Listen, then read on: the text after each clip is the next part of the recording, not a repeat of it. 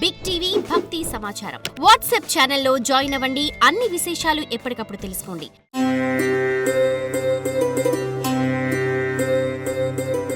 కర్కాటక రాశి. ఆదాయం 8, వ్యయం 2, రాజ్యపూజ్యం 7, అవమానం 3. మిశ్రమమైనటువంటి ఫలితాలే ఉన్నాయి.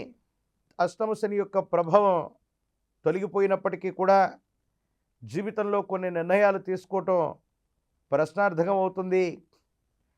ఆరోగ్యపరమైనటువంటి అంశాలు, కోర్టుకు సంబంధించినటువంటి వ్యవహారాలు, ఆర్థిక ఆరోగ్యపరమైన స్థితిగతులు మిమ్మల్ని ఇబ్బంది పెట్టేటువంటి అవకాశం ఉంది.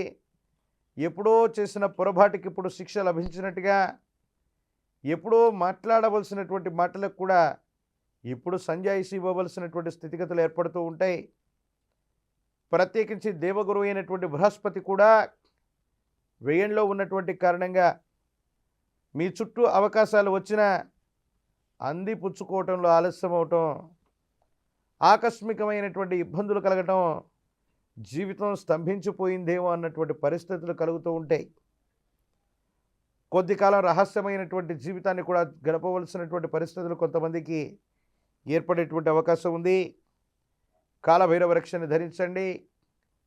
మంగళవారం, గురువారం, శనివారం పూట నియమనిష్టలతో కూడినటువంటి జీవన విధానంతో ఉండటంతో పాటు గురు సంబంధమైనటువంటి దేవతామూర్తులు, ప్రత్యేకించి వీరబ్రహ్మేంద్ర స్వామి, దత్తాత్రేయ స్వామి, విశేషవంతమైనటువంటి ఇటువంటి దేవతా స్వరూపాలు, గురుస్వరూపాలని పూజిస్తూ ఉన్న గురువారం పూట శనగలు లేదా శనగపిండితో తయారు చేసిన నివేదనని గురుస్వరూపాలకు అందజేసి ఇప్ప నూనెతో దీపారాధన చేయించగలిగితే అనుకూలవంతమైన ఫలితాలు తప్పకుండా పొందుతారు.